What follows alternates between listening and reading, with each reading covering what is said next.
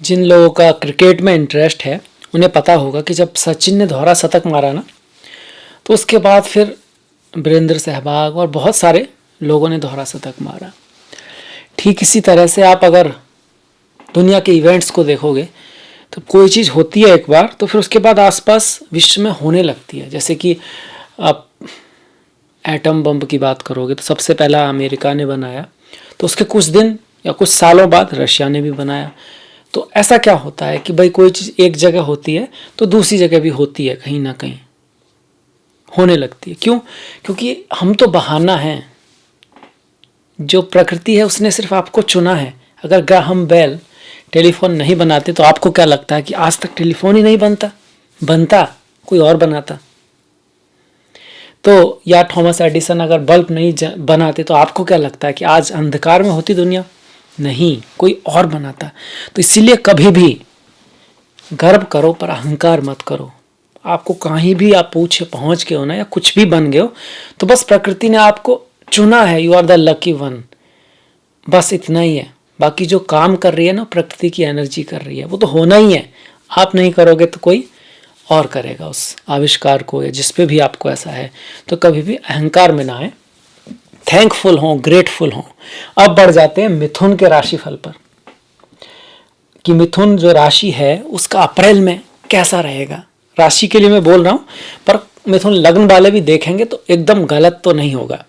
Career कैसा रहेगा, पढ़ाई लिखाई कैसी रहेगी, काम धंधा बिजनेस कैसा रहेगा, मैरिज लाइफ कैसी रहेगी, प्रेम के मामले में क्या कहता है, स्वास्थ्य के मामले में महीना क्या कहता है। जीवन के सारे क्षेत्रों के बारे में बात करेंगे। मैं हूं आपके साथ डॉक्टर दिलीप, और इसके साथ साथ जानेंगे कि हम अपनी तरफ से क्या कर सकते हैं। पर सबसे पहले ग्रहों पर नजर डाल देते हैं कि सितारे कहाँ बैठे हैं। देखिए, लग्न में ही, या कह सकते हैं पहले भाव में ही, राशि में ही मंगल बैठे हुए हैं। चंद्रमा महीने की शुरुआत में आपके द्वितीय भाव में रहेंगे, पर चूंकि वो बहुत तेजी से घूमते हैं तो बस यहीं पे दिखा दिया है। इसके बाद अगर आप केतु को देखेंगे तो वो तुला राशि में है, पंचम भाव में। शनि नवम भाव में कुंभ राशि में बैठे हुए हैं। इसके बाद गुरु की अगर बात करूं तो गुरु मीन राशि में आपके हैं। 21 तारीख को जो गुरु हैं वो एकादश भाव में चले जाएंगे, मेष राशि में, मतलब अपने से अगले भाव में जाएंगे, जो बहुत महत्वपूर्ण परिवर्तन। ठीक इसी तरह जो सूर्य हैं वो 14 तारीख तक मीन में ही है, पर पिछले अभी भी मीन में ही चल रहे हैं। तो हम बात करेंगे 14 तारीख के बाद जो है, मीन संक्रांति के बाद जो पहले महीने रही थी, अब मेष संक्रांति आएगी, क्योंकि सूर्य मेष में मंगल की राशि में जाएंगे। राहु तो मंगल की राशि मेष में एकादश भाव में गोचर कर ही रहे हैं, और बुध भी एकादश भाव में मेष राशि में गोचर कर रहे हैं, पर 21 तारीख से बुध वक्री हो जाएंगे। शुक्र की आप देख सकते हैं 12वें भाव में वृषभ राशि में है, जो 6 अप्रैल को यहाँ आएंगे। इससे पहले ये भी एकादश में है, पर शुरुआत में ही आ जाएंगे आपके यहाँ पर। राहु को छोड़ चुके हैं शुक्र, और ये अच्छी बात है, और 12वें भाव का स्वामी 12वें भाव में आ गया है। अब आ जाते हैं रिजल्ट के ऊपर। तो रिजल्ट को हम एक तरह से कई हिस्सों में बांट सकते हैं यहाँ पर। जैसे कि अगर हम पहले 6 दिन की बात करें तो शुक्र यहाँ पर रहेंगे, ये ग्रहों की हमारी स्थिति है। तो ऐसे में राहु शुक्र बुध सूर्य एकादश भाव में है। लाभ का बहुत अच्छा है, लाभ के लिए बढ़िया, कहीं ना कहीं से लाभ होगा, कुछ ना कुछ गेन होगा लाइफ में। पैसा है, धन है, आपके बड़े भाई बहन सीनियर्स की मदद से कुछ हो सकता है। सूर्य एकादश में आपके आएंगे, रहेंगे 14 के बाद, पर इससे पहले दशम में रहेंगे। तो दोनों तरह से महीना जॉब के लिए अच्छा है। जो लोग जॉब करते हैं ना, कहीं जॉब कर रहे हैं, चाहे वो सरकारी में कर रहे हैं, गवर्नमेंट में कर रहे हैं, जॉब, सर्विस, सेवा करना अच्छी बात है, इसलिए नौकरी अच्छी चीज़ है। सेवा में और गुलामी में अंतर होता है। एक अच्छा जो सर्विसमैन है ना, वो सेवा देता है, अपनी सेवाएं देता है दुनिया को, बहुत बड़ी बात है, बहुत ऊंची चीज़ है। गुलामी में यस्सर वो जो चल रहा है वो थोड़ा अलग चीज़ है। तो सेवा के लिए बहुत अच्छा समय ये आप कहोगे, कहाँ किसी की जॉब लग सकती है, आप कोई नौकरी करना चाह रहे थे, उसके लिए बहुत बढ़िया है। पूरा महीना ही अच्छा है, पूरा महीना ही अच्छा है जो जॉब कर रहे हैं। बिजनेस की अगर हम बात करें उसके लिए भी पूरा महीना अच्छा है, क्योंकि सप्तम भाव होता है बिजनेस का। तो 21 तारीख तक सप्तमेश दशम में जाकर केंद्र में अपनी ही राशि में बैठ के हंस नाम का महापुरुष योग बना रहा है। उसके बाद सप्तम का स्वामी एकादश में जाएगा, वो भी बहुत अच्छा है। पर पहले 6 दिन में जो हमने बात की वो शुक्र का मेन है, कि थोड़ा सा संयम का ख्याल रखें आप, और आपकी भावनाएं कामनाएं काफ़ी बढ़ी चढ़ी हो सकती हैं और आपको बहुत कुछ करने का भी मन करेगा। नेम फेम मिल सकता है आपको फीमेल्स से या क्रिएटिविटी से, या कोई ऐसा काम जैसे परफ्यूम इंडस्ट्री है, मीडिया है, फिल्म इंडस्ट्री है, इन सब से आपको लाभ हो सकता है पहले 6 दिन। बस इसमें ध्यान थोड़ा सा यही रखना है कि मर्यादा का थोड़ा ध्यान रखें, नैतिकता का थोड़ा ध्यान रखें, क्योंकि उसके बाद शुक्र आपके 12वें भाव में जाएंगे। जैसे ही शुक्र 12वें भाव में जाएंगे तो जो मैंने बताया कि बिजनेस अच्छा रहेगा, जॉब अच्छा रहेगा, वो सब चीज़ें तो साथ में ही रहेंगी, पर कहीं ना कहीं यात्रा का योग बनता है। हायर एजुकेशन के लिए कोई व्यक्ति बाहर जा सकता है, स्टूडेंट्स वगैरह जो हैं, पढ़ाई लिखाई के लिए अगर आपकी पढ़ाई लिखाई आर्ट, इंट्यूशन, क्रिएटिविटी से जुड़ी हुई है तो बहुत अच्छा आप करेंगे। लाइफ में कुछ प्लेजर, भोग आपके आएंगे। बहुत भोग का मतलब जो भी भौतिक सुख है, अच्छा खाना, अच्छा कपड़ा, अच्छी नींद, स्त्री सुख, पुरुष सुख। पर भोगों की एक बात है कि भोग ना कष्ट देते हैं, ऋषियों ने कहा है। दिखते हैं कि आराम दे रहे हैं पर कमज़ोर बनाते हैं आपको, चाहे वो एक लिमिट के बाद, जहाँ एक लिमिट से ज़्यादा सोना हो, खाना हो, किसी भी तरह का भोग हो, एक लिमिट से ज़्यादा वो आपको बीमारी की तरफ ले जाता है। तो उसमें एक संयम अगर बरतें तो फिर अच्छा है, फिर तो वो तपस्या है। संयम रख पाना बहुत बड़ी बात है, छोड़ देना बल्कि आसान है, पर संयम रख पाना जितना चाहिए उतना करना बहुत बड़ी बात है। ये योग है, समता योग जो भगवान कृष्ण बोलते हैं। तो उसका आप ख्याल रखेंगे तो शुक्र यहाँ आपको कुछ अच्छे भोग, कुछ अच्छी चीज़ें लाइफ में, इंजॉयमेंट आपकी में लाएगा। बस आपको उसमें उसको इंजॉय करना है, उसका दास नहीं बनना है। तो बहुत बढ़िया ये गोचर शुक्र का रहेगा। इसके साथ साथ राहु बुध का संबंध पूरे महीने रहेगा तो लाभ रहेगा, फौरन चीज़ों से लाभ रह सकता है आपको। आपके स्वास्थ्य के लिए भी महीना ठीक है, आपकी वाणी से आपको लाभ रहेगा, पर थोड़ा ध्यान जरूर रखना है क्योंकि राहु कहीं ना कहीं मैलेफिक प्लेनेट है और बुध के साथ है, लग्नेश के साथ है, आपकी राशि के स्वामी के साथ है, वाणी के कारक के साथ है। तो आप कुछ ऐसा बोल सकते हो, एक्स्ट्रा एम्बिशन में आपकी कुछ ऐसी गलती हो सकती है जिससे आपके अपनों से थोड़ी नाराजगी हो जाए। और देखिए अपने बहुत महत्वपूर्ण है, मैं आपको एक्सपीरियंस से बता रहा हूँ, किताबों से पढ़ी हुई बातें नहीं, क्योंकि मेरी बहुत सारे लोगों से बातें होती हैं कि दुनिया में वो सुखी नहीं है जिसने बहुत धन कमा लिया। धन से सुख मिलता जरूर है, नो मतलब उसके लिए ऐसा बिल्कुल पक्का है, पर सबसे ज़्यादा सुखी या संतुष्ट व्यक्ति वही है जिसके रिश्ते अच्छे हैं, जिसके पास दोस्त हैं, माता है, बहन है, पत्नी है, जिसके रिश्ते अच्छे हैं आपस में। और फिर जिसके रिश्ते अच्छे हैं तो धन जितना आवश्यक है उतना तो उनकी ज़िंदगी में आ जाता है। इसके साथ साथ जिसके पास स्वास्थ्य है उसका, उसके अपनों का, वो ज़्यादा सुखी है। क्योंकि जब तक आपकी लाइफ में जो चीज़ है ना आपको उसका पता नहीं है, मतलब आपके अगर एक संतान है, चाहे वो लड़की है लड़का है, तो आपको नहीं पता है कि जिनके पास नहीं है उनके पास क्या दुख है और आपके पास भगवान ने क्या दिया, इसलिए आप उसकी कीमत ही नहीं कर रहे। और अगर आपके पास संतान है और हेल्थी है, भले ही उसका जॉब नहीं लगा बाय चांस, भले वो बहुत ठीक ठाक ही कर रहा है, तब आपको इस बात का पता नहीं है कि किसके पास संतान है या कोई भी है और वो अगर बीमार है उसके सामने तो उसको क्या दुख है और ईश्वर की आपके ऊपर क्या ब्लेसिंग है। चूंकि आपको उसका आइडिया नहीं है दुख का, तो आपको सुख का भी आइडिया नहीं है, और चूंकि आपको अपने ही सुख का आइडिया नहीं है इसलिए आप दुखी हो। आप कहीं और ढूंढ रहे हो कोई ना कोई दुख, पर आपकी लाइफ में बहुत सारा सुख है जिसको आप समझ ही नहीं पा रहे हो। तो ये मैं आपसे इसलिए कहना चाहता हूं कि राहु जब 11वें भाव में होते हैं तो हम एम्बिशियस तो बहुत हो जाते हैं, पर ये भूल जाते हैं कि हमारे पास क्या है, और ये एक्स्ट्रा एम्बिशन हमसे कभी कभी नियम तोड़वा देता है, मॉरल्स से आगे निकल सकते हैं हम। तो उस चीज़ का आप ध्यान रखें। वाणी से भी हम कुछ ऐसा अपनों को दुख पहुंचा सकते हैं कभी कभार, उस मामले में आपको ख्याल रखना होगा। इसके बाद जैसे मैंने सूर्य की बात की, भाई जॉब के लिए पूरा महीना अच्छा है, पर उसमें भी पहले 14 दिन जॉब लगने के चांस ज़्यादा हैं, किसी काम के बनने के चांस ज़्यादा हैं, और उसके बाद के दिनों में उससे लाभ होने के चांस ज़्यादा हैं। कोई एक्स्ट्रा एफर्ट करोगे तो उससे कोई चीज़ आपको मिलेगी, और फिर जब जो चीज़ आपको मिली है जब उसका यूज करोगे समाज के लिए, दुनिया के लिए, धर्म के लिए, तो फिर उससे आपको कुछ लाभ होगा। उस हिसाब से 14 तारीख के बाद फेम, नेम, यश का चांस ज़्यादा है। 14 तारीख से पहले पावर, पोजीशन, इस सब का चांस ज़्यादा है। अब इस कह सकते हो कि भाई पिछले 20-25 साल में सबसे बड़ा परिवर्तन आपका होगा कि गुरु जो हैं मिथुन के लिए, सबके लिए नहीं, मिथुन के लिए बहुत बड़ा परिवर्तन है कि गुरु एकादश भाव में होंगे 21 तारीख के बाद, एकादश भाव में होंगे और सूर्य के साथ होंगे। इससे पहले 14 तारीख तक गुरु और सूर्य दसम भाव में होंगे। बहुत बड़ी बात है ये, गुरु और सूर्य का दसम भाव में होना।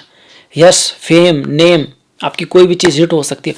और ठीक इसके बाद 14 तक तो होंगे, क्योंकि 14 के बाद सूर्य यहाँ जाएंगे तो गुरु अकेले रह जाएंगे, पर फिर 21 को गुरु फिर पहुंच जाएंगे, फिर गुरु साथ में होंगे सूर्य के और एकादश भाव में होंगे।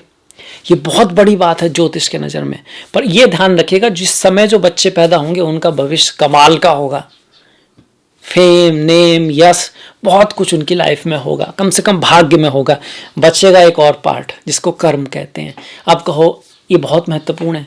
कर्म और भाग्य दो पैरों की तरह हैं। अकेला भाग्य कुछ कर नहीं सकता, अकेले कर्म को भी थोड़ी दिक्कत हो सकती है। हालांकि कर्म ज़्यादा महत्वपूर्ण है। कर्म बहुत ज़्यादा किया जाए तो भाग्य को बनाया जा सकता है। इसीलिए कर्म तो करना होगा, पर यह बात है कि हाँ, ये महीना बहुत ज़बरदस्त, बहुत बढ़िया है। और गुरु और सूर्य का संयोग एकादश भाव में किसी बड़े लाभ को दिखा रहा है, पद प्रतिष्ठा प्रमोशन को दिखा रहा है, बिजनेस में भी लाभ को दिखा रहा है 21 तारीख के बाद। तो गुरु का एकादश में आना आपके धन, इच्छा पूर्ति को दिखा रहा है, संतान प्राप्ति के लिए, शादी विवाह के लिए बहुत बड़ा परिवर्तन आ रहा है।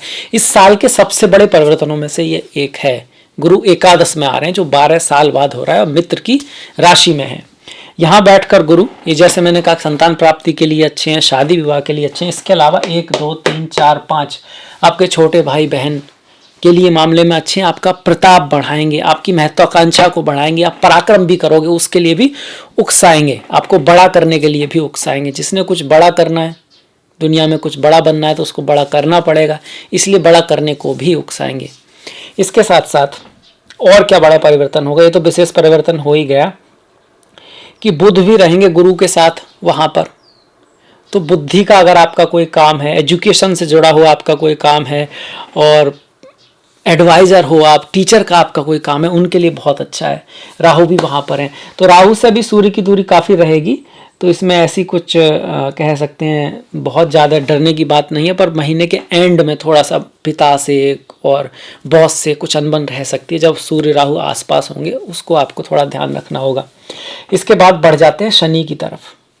शनि नवम भाव में है, भाग्य का स्वामी भाग्य में बैठा हुआ है। नवम में शनि का गोचर हो तो मेहनत, एफर्ट, हार्डवर्क, ट्रेडिशन के सम्मान, बड़ों के प्रति रेस्पेक्ट, वृद्ध लोगों के लिए कुछ करना, ये सब चीज़ें लाइफ में हो तो भाग्य को साथ देता है। धीरे धीरे कर, थोड़ा थोड़ा रुक रुक के भाग्य से देता है, पर देता है, क्योंकि अपनी ही राशि में बैठे हैं। लाभ भी होता है, पर पेशेंस रखना होता है। चीज़ें थोड़ी डिले जरूर होती हैं, पर मिलती हैं।